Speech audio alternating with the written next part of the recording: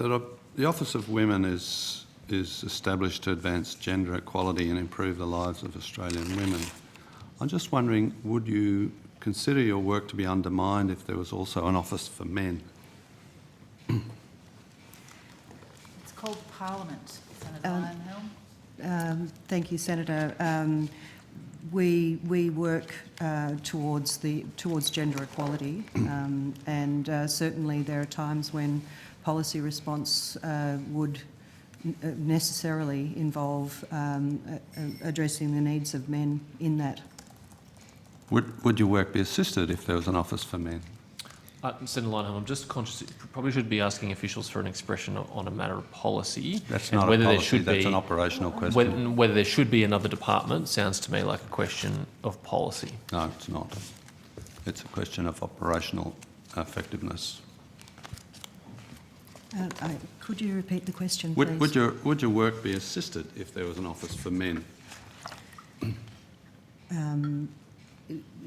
We would work with across government, so certainly those issues would be yes, of course we would work with them.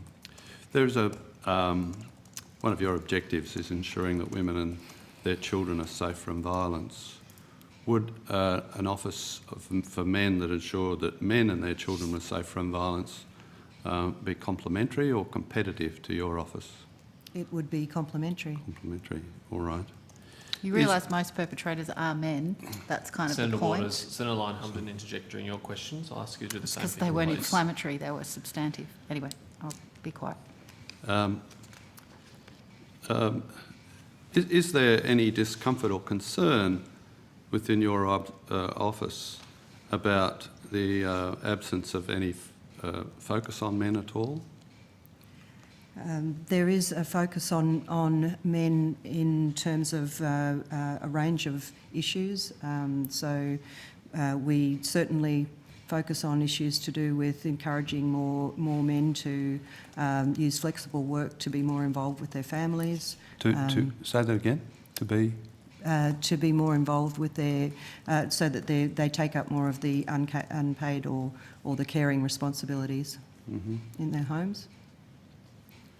Are there any instances where your office could be seen to be improving the lives of Australian women at the expense of Australian men? Oh, God. I don't believe so. Okay, good. So you have an objective of advancing gender equality. By what metric would you measure gender equality? There are a range of metrics that include economic metrics, so the details that we were discussing earlier around women's workforce participation, so their economic security. They're measuring the gender pay gap, looking at their ability to save for their retirement and to have assets in retirement. Are important economic indicators. We certainly look at women in leadership positions, as we've just discussed too, on government boards, but we also look at the private sector as well. In terms of health and the government's funded initiatives, in terms of health outcomes and broader social outcomes, we certainly look at how gender equality is impacting issues such as family and domestic violence. If gender equality was achieved by those measurement methods, would your office be wound down, do you think? It's a matter for government, Senator. Yes. I think that's a matter for government, not for Ms Bergen. Yeah, I guess that's probably true. What proportion of your staff in the office are men? At the moment, we have approximately 25% of our office are men. What proportion are Indigenous? I believe we've just had one person that's just moved out, but we, at the moment, I believe, I would have to take that on notice. We have, I'm sure we have one, but yes. But Asian descent? Again, I'd have to take that on notice. Aged over 60? Almost one.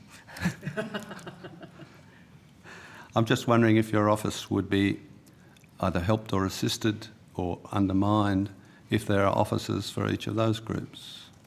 I don't think that's not for me to comment. Operationally, I'm not talking about a policy question.